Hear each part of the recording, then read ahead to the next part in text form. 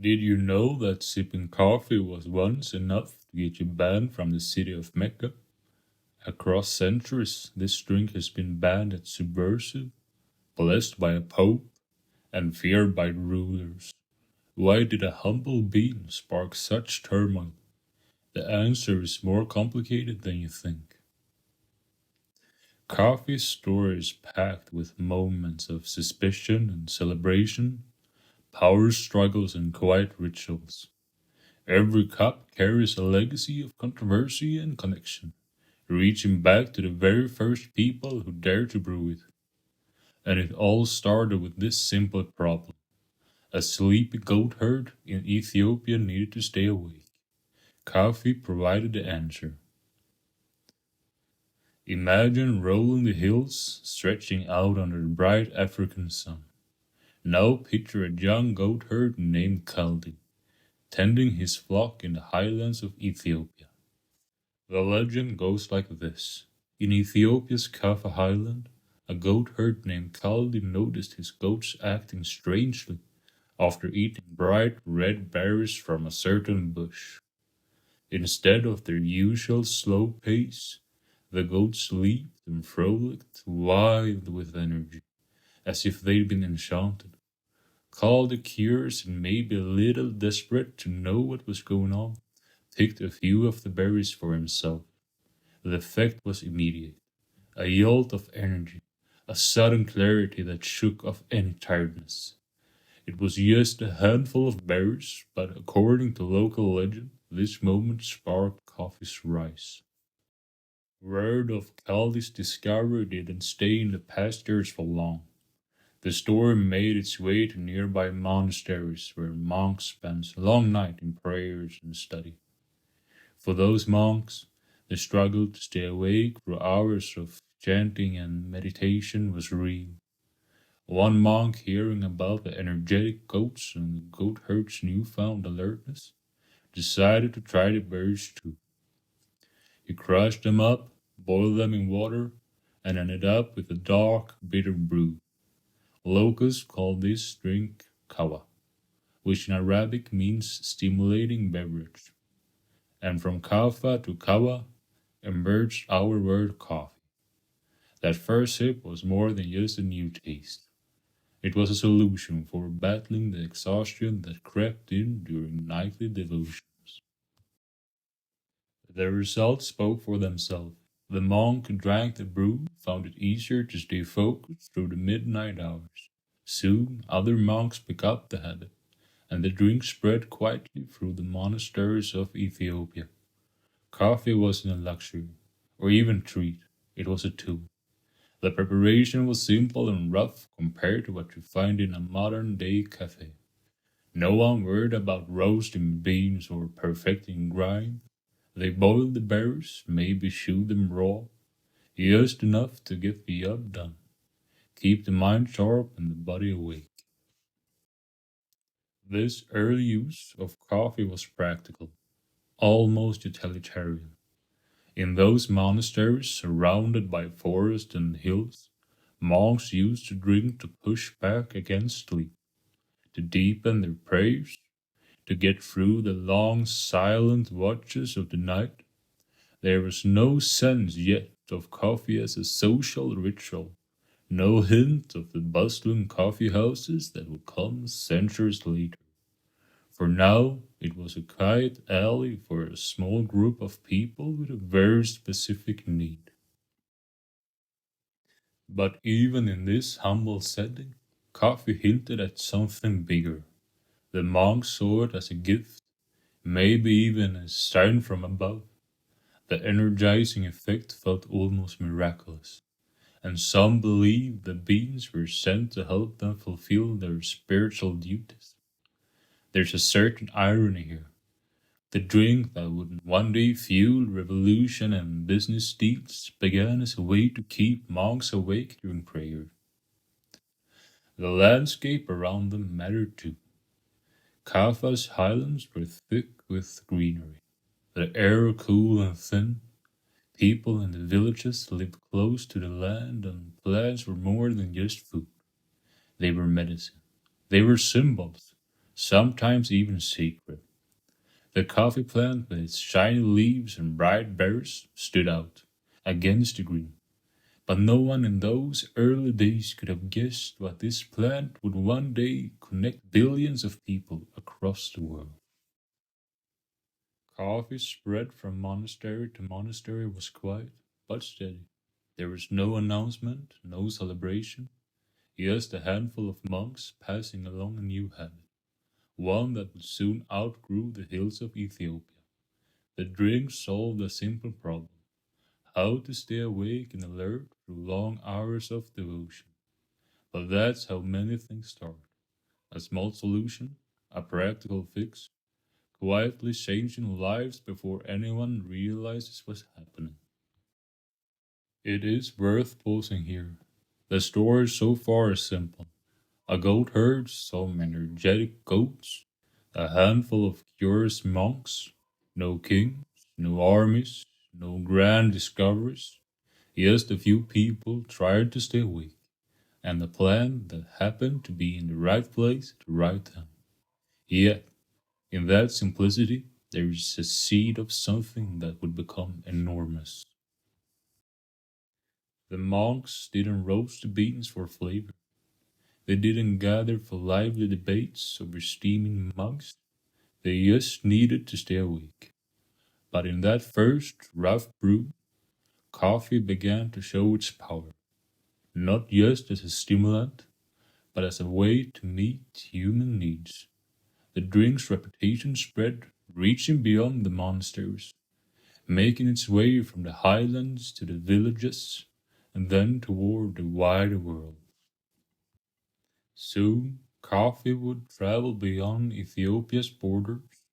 The beans crossed desert and the seas, carried by traders and travelers looking for something new. The next stop was Yemen, a place where the drink would take on a new identity and a new purpose. In Yemen, coffee would move from quiet monasteries to vibrant rituals, from local secret to global phenomenon. But before coffee could become the center of trade and spiritual life, it had to pass through the hands of those who saw more than just a way to stay awake. The story shifts now from a sleepy goat herd and a group of monks to mystics and merchants who would carry coffee into new worlds. The drink that started as a practical fix in the highland was about to become something much more. By the 1400s, coffee crossed into Yemen and found new life in the Sufi rituals before maca turned into a traded commodity. In Yemen, Sufi mystics took to coffee for a very specific reason. Their ceremonies demanded stamina. Picture a Sufi gathering. The night stretched on, voices weaving through chants and prayers. Staying awake wasn't just a preference, it was a requirement. Coffee with its bitter taste and steady kick became quiet companion.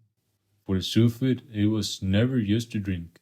It was a way to keep their focus sharp, their bodies upright, and their minds open for as long as the ritual demanded. This wasn't about pleasure or indulgence, it was about endurance. Coffee slipped into their routines and over time became as much a part of their spiritual toolkit as any prayer, bead, or chant. But Sufi's devotion wasn't the only thing brewing in Yemen. The land itself played a part. Coffee plants took Yemen's rocky terraces, their roots gripping the dry earth. Farmers learned to coax in the best beans from the slope, and soon coffee was more than a local curiosity. It was a crop, and crops, if you're lucky, can become commerce. Enter Maca, not the chocolate latte you might order at a chain cafe, but a port city perched on Yemen's coast. Macha was never just another stop along the Red Sea. It was the place where coffee shipments began to move in bulk.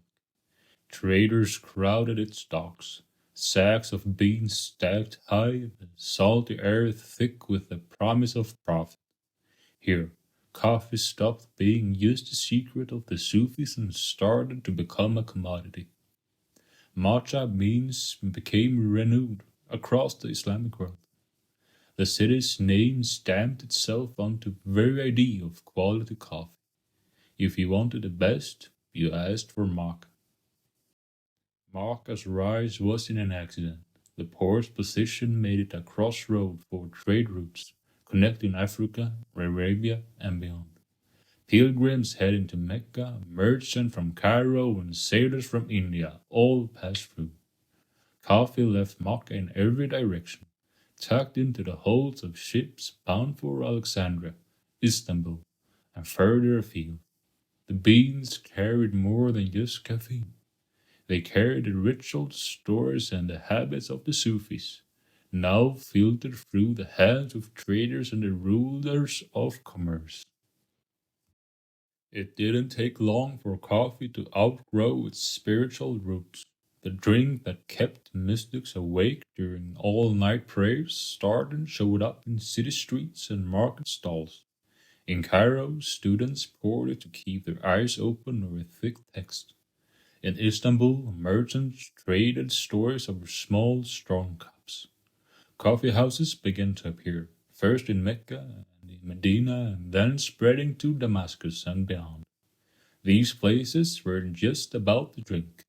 They were about the people who gathered, thinkers, traders, poets, and anyone else who needed a reason to sit and talk. Coffee's reputation as a stimulant was only part of the story. It was also a reason to meet, to share news, to argue, to dream. Still, the shadow of suspicion followed coffee wherever it traveled. Some saw it as a blessing, fuel for the mind and spirit. Others saw something more trouble. The drink's popularity grew, but so did the whispers. Was it too stimulating? Did it encourage idle talk or worse, rebellion? In some corners, authorities began to worry. Coffee houses, after all, were places where people gathered, and where people gather, ideas follows. Not everyone liked the idea of a drink that could keep people up all night talking and thinking. But in Yemen, coffee's place was secure. The Sufis had woven it into their nights, farmers had made it their livelihood, Marcus merchants had turned it into a prized export. The city's name traveled with every shipment, stamped on sacks and whispered in market as a guarantee of quality. If you wanted a real thing, you wanted Maga beans. Their reputation was enough to draw ships from across the known world. As coffee spread, it changed the places it touched. In some cities, it became a symbol of sophistication, a drink for schoolers and merchants. In others, it was a daily necessity, a way to face the morning or push through the night. But everywhere, it carried a whiff of something new, something just a little bit dangerous. Coffee wasn't just a drink, it was a habit, a ritual, a reason to gather, and sometimes a reason to worry. The story of coffee spread from Yemen is such as much about people as it's about plants. Sufi mystics, farmers, traders, and city dwellers all played their part.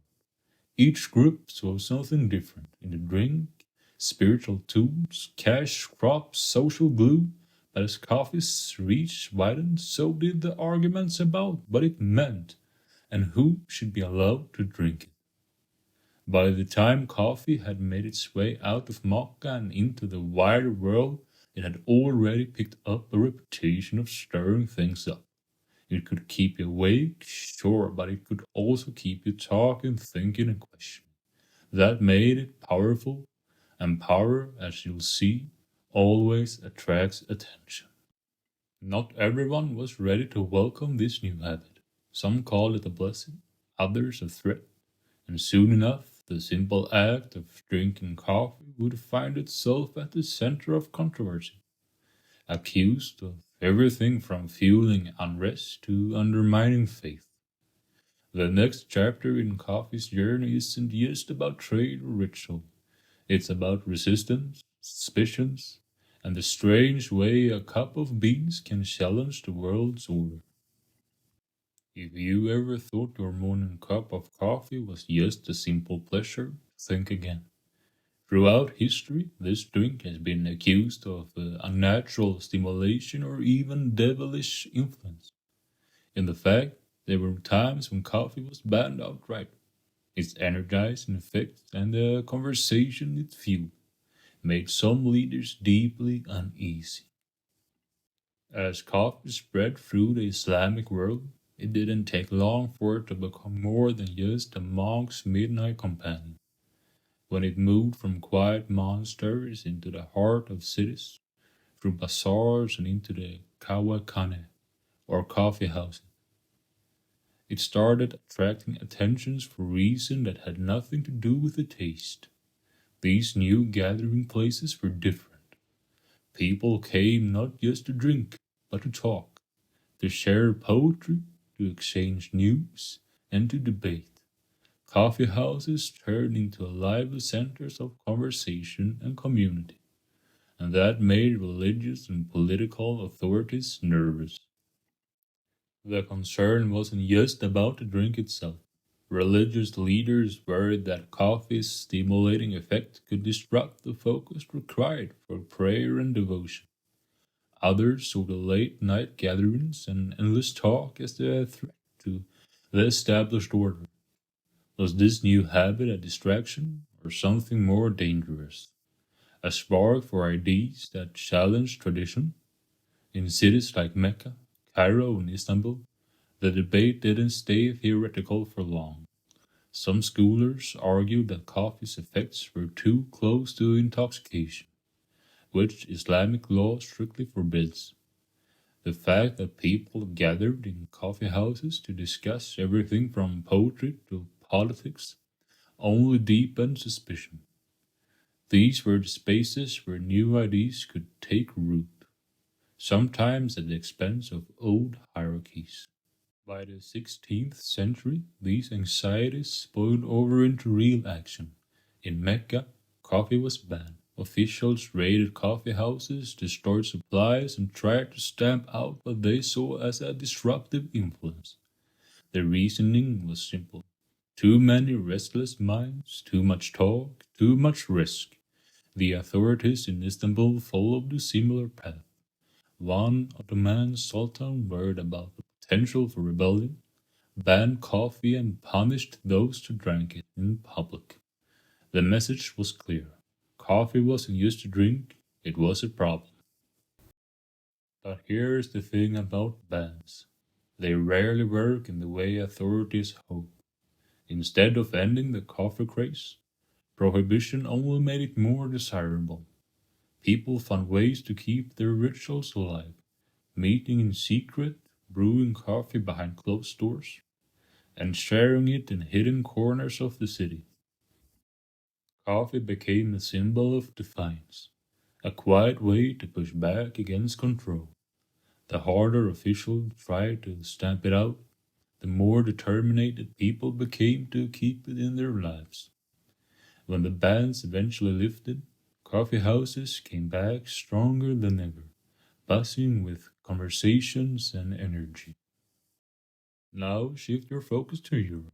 In the early 17th century, coffee's journey across the Mediterranean brought into a world just as suspicious and maybe even more so. In a time when religion shaped every part of life, anything new and foreign was viewed as suspicion. Coffee's reputation as a Muslim drink caused a stir among Christian leaders.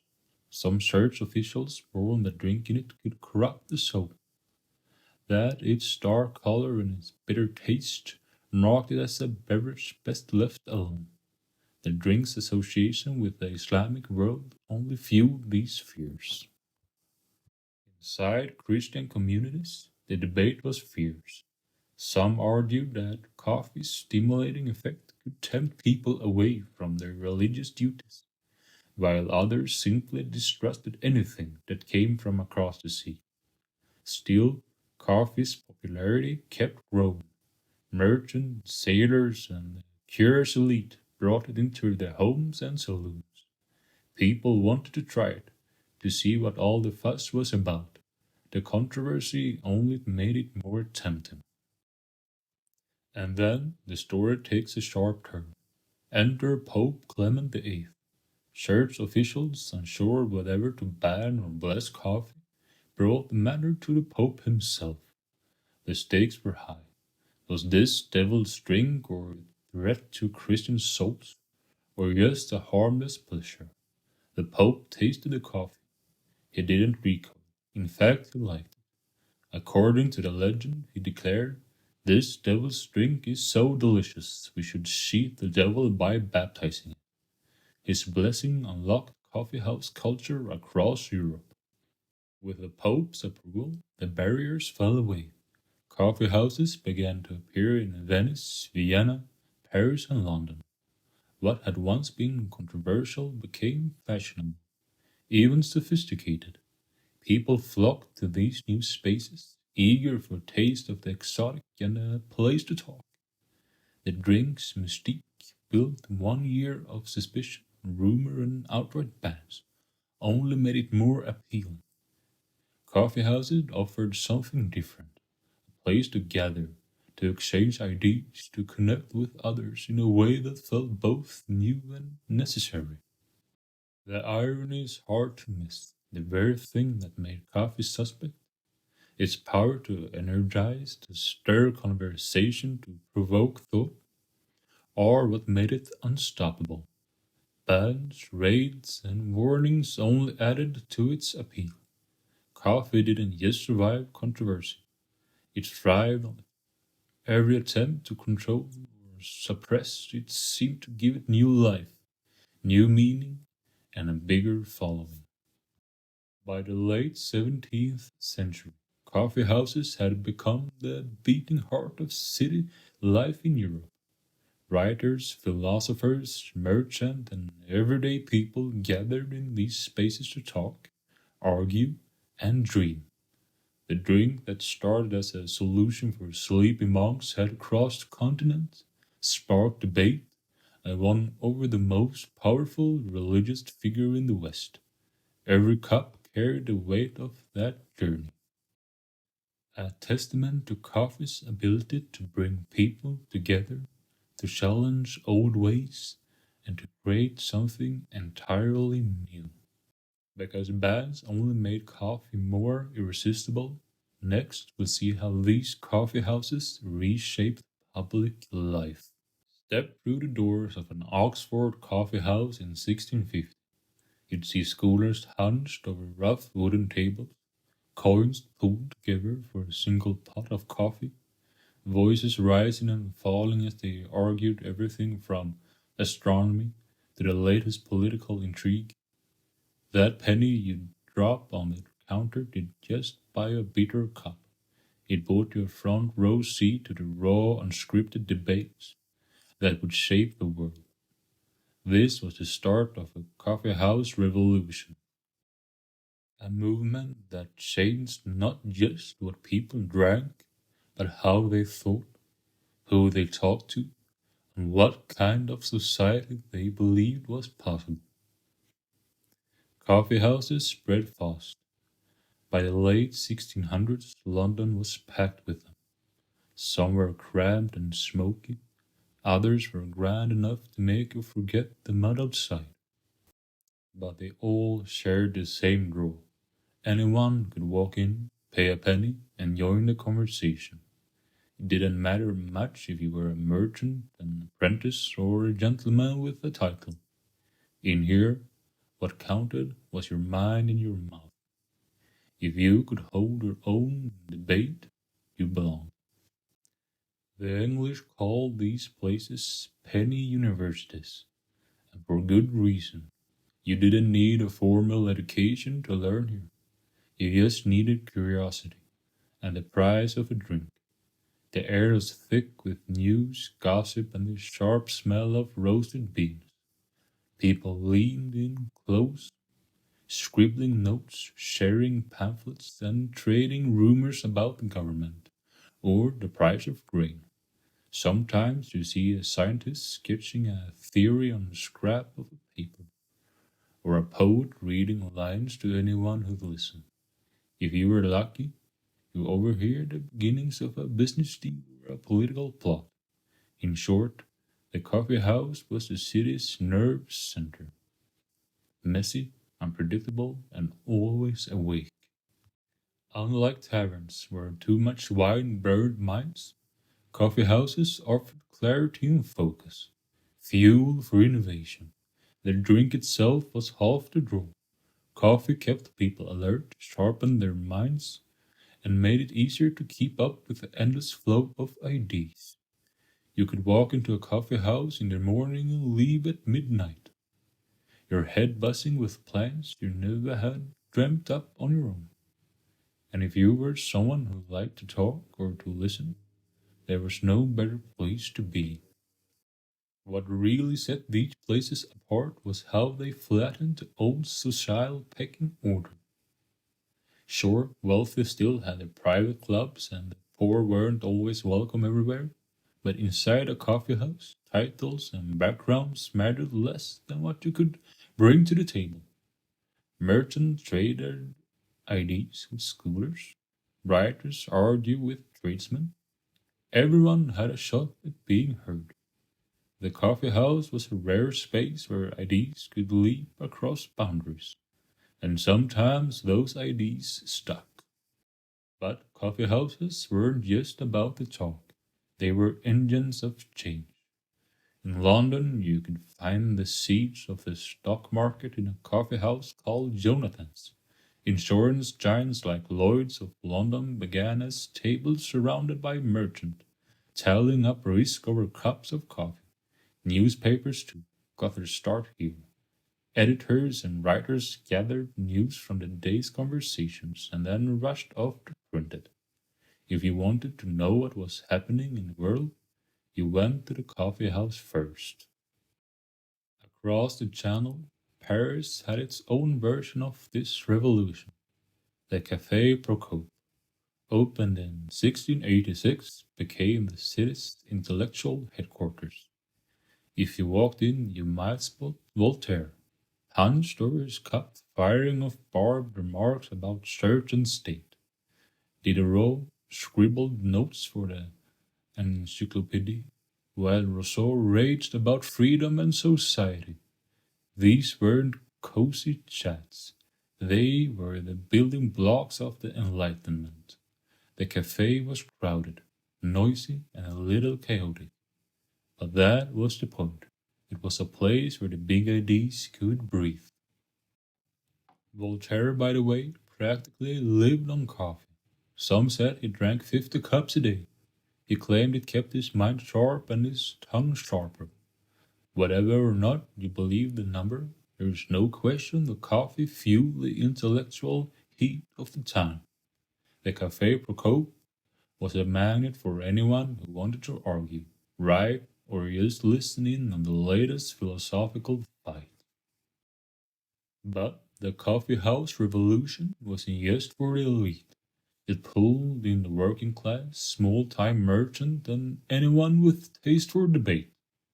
You didn't need a title or a fortune, just something to say and the nerve to say it. The mix of backgrounds gave these places a restless, unpredictable energy. You never knew who you meet or what to hear. The result was a culture where knowledge and curiosity counted for more than birth or wealth.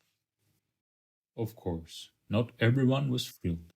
Authorities watched coffee houses with suspicion.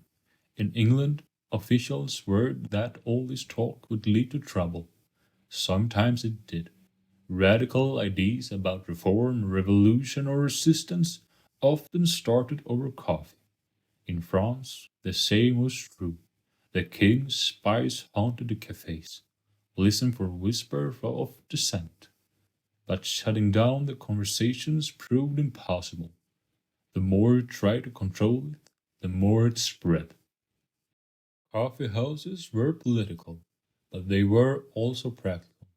They became the first real information networks. News moved faster here than anywhere else. If you wanted to know what Parliament was up to, or what the price of sugar will be next week, you listened to the chatter over coffee. The coffee house was the internet of its day, messy, open, and impossible to police. There is a certain irony in all this.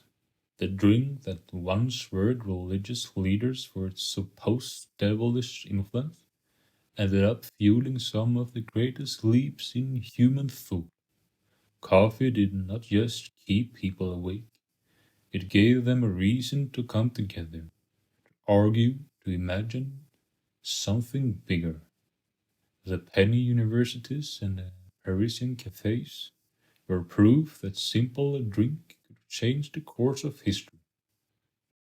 But as Europe's caffeine hunger grew, its sources became entangled with imperial power, and that turn brought coffee's darker side to light. Behind the lively debates and the promise of social mobility, there was another story unfolding. The beans that filled the cups in London and Paris didn't grow themselves, and the journey from tropical fields to European table was anything but simple. The coffee house revolution brought ideas to the surface, but it also set off a scramble for control over the world's coffee supply. The next chapter isn't just about thinkers and drinkers, it's about the long shadow cast by empire and the real price paid for every cup. To cut out the middleman, the Dutch smuggled Jemeni coffee seedings to Java in the 17th century, kicking off a new era where European empires raced to control coffee at its source. Suddenly, coffee wasn't just a drink or a conversation starter. It was a commodity, worth building empires around. The Dutch set up a vast plantation in Java, turning the island into a laboratory for large-scale coffee production. The goal was simple: flood European markets, make a killing, and never depend on any Arab trader again. Other powers quickly followed the Dutch lead. The French planted coffee in Martinique, the Portuguese in Brazil, and the Spanish in Colombia. Each colony was chosen for its climate, soil, and most importantly, its expandable labor force. In the Caribbean, the French did not just grow coffee, they transformed Martinique into a patchwork of sugar and coffee fields, run by enslaved workers whose lives were measured in harvest. In Brazil, the Portuguese cleared forests at staggering pace, building railroads and ports to ship beans to Europe. In Colombia, Spanish-run plantation took over the hillsides, forcing workers into endless cycles of planting and picking. Brazil's clear-cutting, Colombia's plantations, Martinique's sugar coffeescapes, all built on enslaved and indentured labor. If you were standing on a plantation in any of these colonies, the scene wouldn't match the romantic images you see on coffee bags today. Picture endless rows of coffee plants under a punishing sun. The air is thick, humid, and filled with the sounds of work. Machetes slicing baskets being filled, overseers shouting.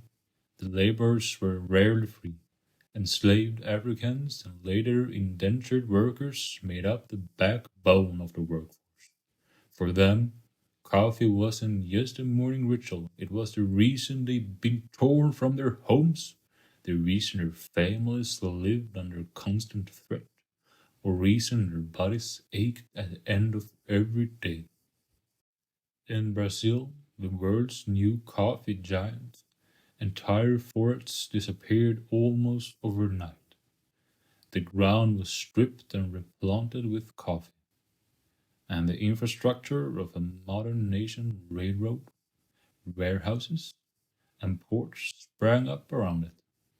But none of these progress made life easier for the people in the fields. The profits flowed to plantation owners and European investors, while enslaved and indentured workers faced brutal schedules, hard discipline, and little hope of escape. By the mid-19th century, Brazil was supplying most of the world's coffee, but the real cost was paid by people whose names never made it into the history books. Colombia's story wasn't much different. The Spanish didn't just bring coffee plants, they brought a system that demanded constant expansion. Workers, many of them descendants of enslaved Africans, lived at the mercy of a plantation. Wages, when they were paid at all, barely covered the basics. Debt peonage kept families tied to the land for generations. The lush hillsides that produced Colombia's famous beans were also the backdrop for hardship and exploitation. Martinique, under French control, became a laboratory for maximizing profit. The island's plantations were run like machines, with enslaved people forced to work sugar during one season and coffee during the next. The switching of crops didn't bring any relief. If anything, it made the work even more relentless. Those who dared to resist faced violence and punishment, and while Parisian cafes filled with chatter and aroma of fresh coffee, few gave a thought to the hands that picked the beans. If you were in a European coffee house at the height of this colonial boom, your cup was likely filled with beans harvested thousands of miles away, under conditions you'd probably rather not imagine. The drink that powered debates, business deals, and revolution was inseparable from a system built on suffering. Coffee's journey from plant to cup crossed oceans, but it also crossed a line. Wine divided the world into those who profited and those who paid. The economic impact of coffee was staggering. Brazil, for example, didn't just export beans. It rebuilt its entire economy around coffee. The crops boom founded new cities, railroads, and even the rise of a new elite class. But the benefits were disrupted along familiar lines. Owners and investors at the top, workers at the bottom. The story repeated itself in Colombia, Martinique, and every other colony where coffee took root. The wealth generated by the coffee trade rarely found its way back to the workers who made it possible. Even after the abolition of slavery, the legacy of exploitation didn't disappear.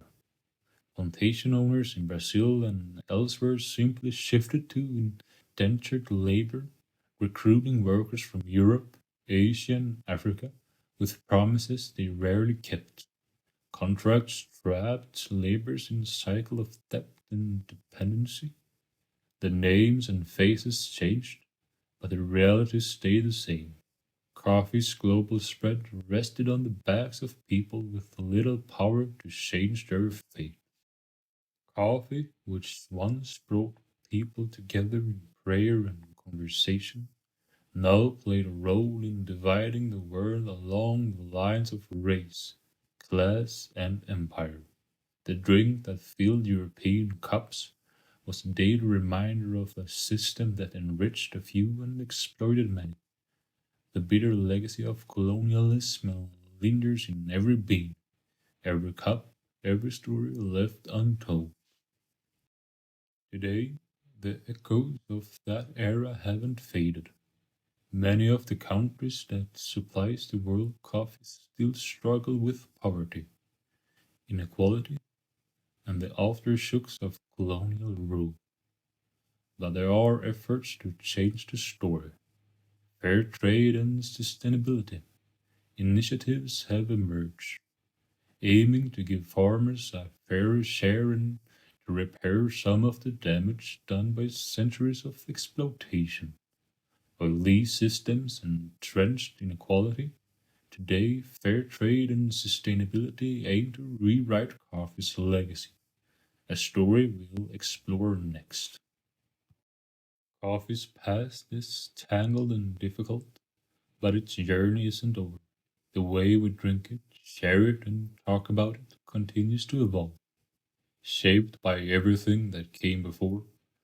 And as coffee moved from colonial fields to the bustling streets and cafes of the modern world, it found new ways to connect people, sometimes for the better, sometimes not.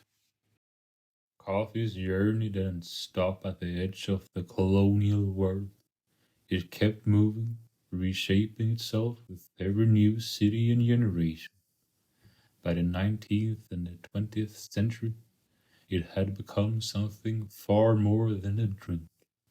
It was a fixture of daily life, a backdrop for ideas, and a quiet force in the rhythm of modern cities. If you want to understand how coffee made that leap, you have to take a look at the places where people gathered to drink it. Start in Vienna. By the late 1800s, the city's coffee houses were famous well beyond Austria. Walk into Café Central and you catch Freud sketching out psychoanalysis over a porcelain cup, or Trotsky debating revolution at the small table by the window. These weren't just casual meetups. The cafe was the city's unofficial university, a place where theories took shape and revolutions sometimes started. The clink of cups and the low hum of conversation became the soundtrack for new ideas. Paris took the cafe in a different direction. In the Café Procope, Voltaire and Diderot sparked enlightenment debates over cups of black brew. The city's cafes in Montmartre and Saint-Germain filled up with painters, writers, and philosophers. Picasso might be sketching on a napkin, while Hemingway hunched over a notebook, tried to pin down the perfect sentence. Sartre and De Beauvoir argued about freedom and meaning, the words drifting through the smoky air. These spots weren't quiet retreats. They were workshops for creativity, places where movements were born, art was redefined. While the European cafe scene thrived on culture and conversation, America took coffee in its own direction. Here it wasn't about the chandeliers or literary saloons.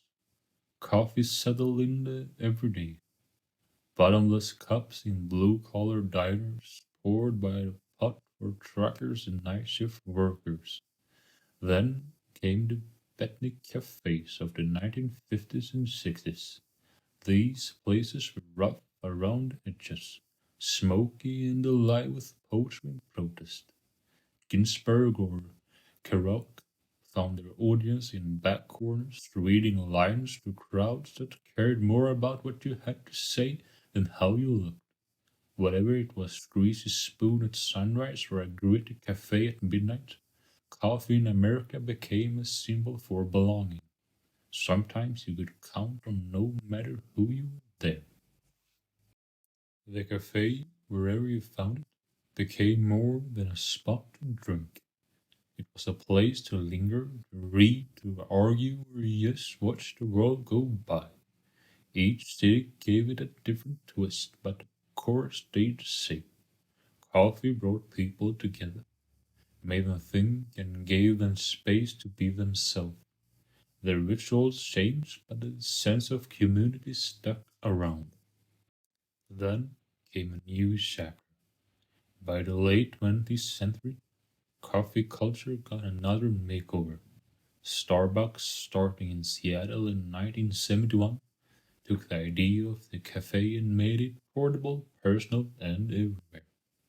The core innovation wasn't just selling coffee, It was turning the act of buying and drinking it into a ritual anyone could join. Suddenly, ordering your favorite cup became a daily habit, a piece of your identity you could carry on the way to work or in the middle of a crowded airport. The green logo cup became a signal, a way to say you belong to something bigger, no matter where you were. This shift didn't erase the old cafes. If anything, it gave them a new life. As change spread, independent spot doubled down on creativity and craft. Third wave cafes popped up in cities around the world, focusing on single organ beans, careful brewing, and return to the slow enjoyment of coffee. Latte art, competitions, minimalist interiors, and playlists curated to match the mood. Modern cafes found endless ways to stand out.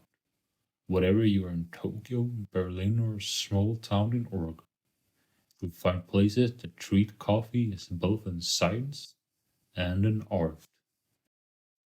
The cafe's role kept changing, but its purpose stayed clear. It's a stage for ideas, a refuge for the tired, a meeting point for friends and strangers. In Vienna, it's a marble tables and history on the walls. In Paris, it's the echo of argument and laughter. In New York or Los Angeles, it's a laptop, headphones, and a sense that everyone's got somewhere to be but nowhere better to go. Every cafe, no matter how new or old, carries a little bit of every place that came before. And it's not just about the cities. The beans in your cup might have started on a hillside in Colombia, passed through the hands of a roaster in Italy, and ended up in a mug in Manila. The journey is global, but the experience always personal. Coffee ties together farmers, baristas, thinkers, and families. It's tradition and change, routine and surprise, all in one cup. From these urban hubs to today's specialty cafes, coffee continually reinvents itself. Each iteration, chapter, its global story. The next time you sit down with your cup, whether it's a quick espresso at a busy counter or a slow pour over at a quiet table, remember that you are a part of something much bigger. The story behind the mug is still being written, and every sip connects you to lives, ideas, and histories you may never see. In your next sip, you hold centuries of journeys from Ethiopian dawns to Japanese pour overs. Your morning cup isn't just a habit or a quick fix, it's the endpoint of a line stretching across continents, cultures, and lifetimes. Every time you reach for that mug, you're drawing on a network of people and places far beyond your kitchen table. Picture the star, an Ethiopian picker at his sunrise, fingers stained red from coffee showers, moving through rows of bushes just as their ancestors did. Those cherries traveled thousands of miles, crossing oceans and borders, landing in a Tokyo cafe where a barista, focused and precise, weighs out the beans, checks the water temperature, and pours with a steady hand.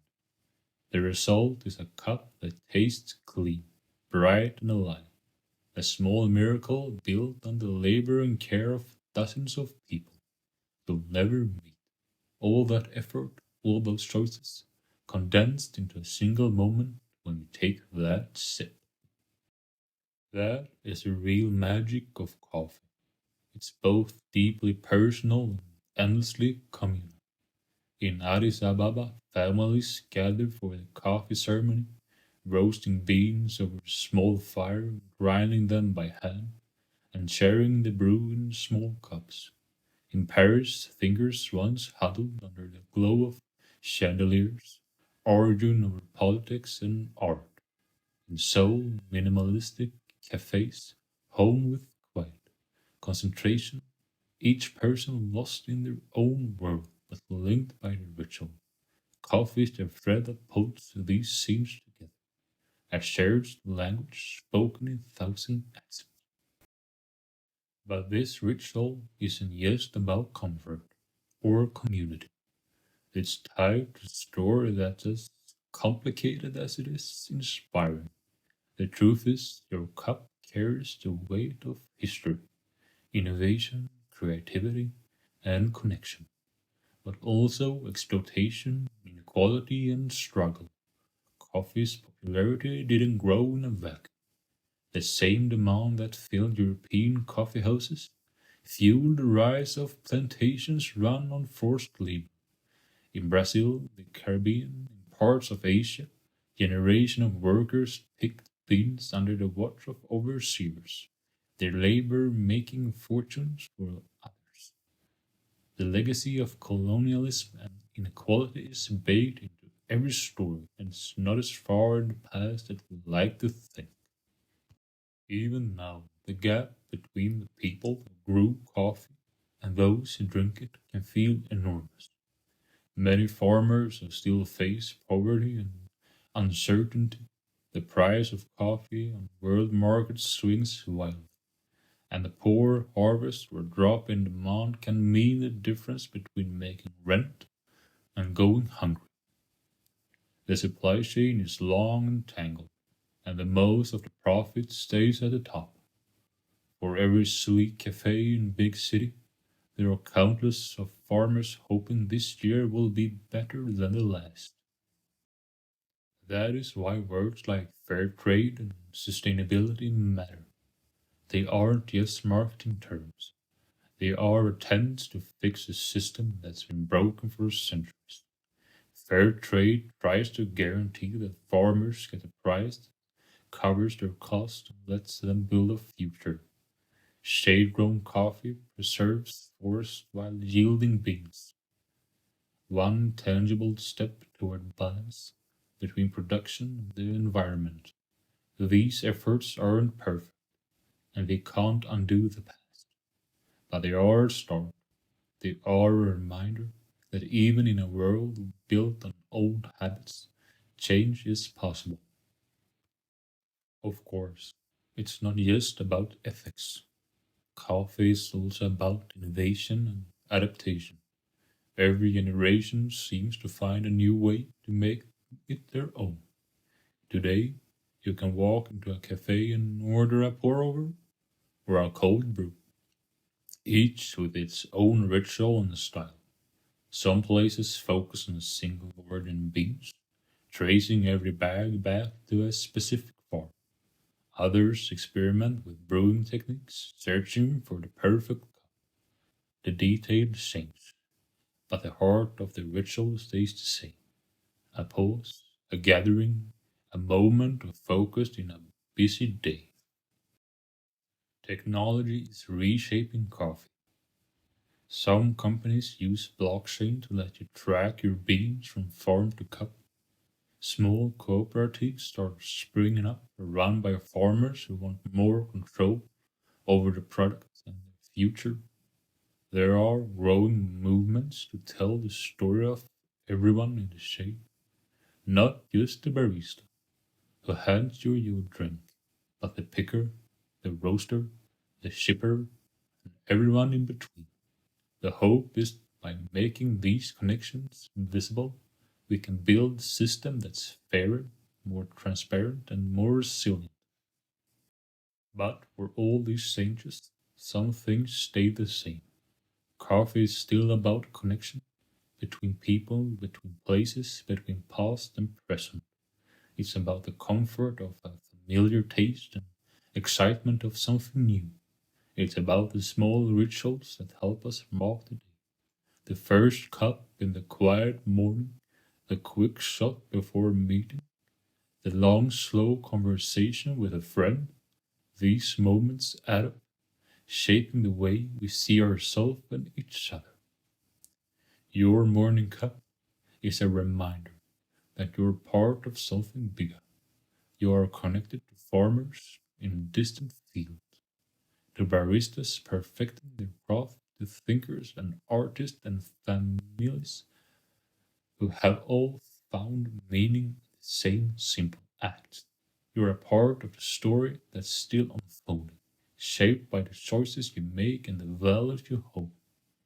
If you care about where your coffee comes from, if you ask questions about how it's made, you are helping to write the next chapter. Maybe the future of coffee isn't just about better machines or bolder flavors. Maybe it's about building a system where everyone, from the picker to the drinker, gets a fair shot. Maybe it's about using coffee as a way to bridge gaps between countries, between classes, between old ways and new. Or maybe it's just about taking a moment to appreciate what is in your cup and the journey it took to get there. Either way, your next sip is more than just a routine. It's a connection, a small act that ties you to the world in ways you might never see. And as you finish your cup, it's worth remembering. Coffee's story isn't just about solving problems or fueling routines. It's about the connections we make, the stories we inherit, and the future we imagine every time we drink. Coffee didn't just solve problems, it built bridges. Across centuries and continents, it has quietly shaped revolutions, rituals, and routines. That cup in your hand is more than a drink. It's a link to Ethiopian highlands, Gemini mystics, European thinkers, and today's bustling cafes. Every morning you're part of a ritual shared by billions, connecting strangers, friends, and generations. Next time you sip, remember your choices: fair trade, sustainable, local, and be part of coffee's next chapter. Coffee's story isn't over. It's written by every farmer, barista, and drinker, and it's ready for you to add your verse. If this journey has enriched your next cup, consider liking and subscribing for more quiet exploration of history. Thank you for watching.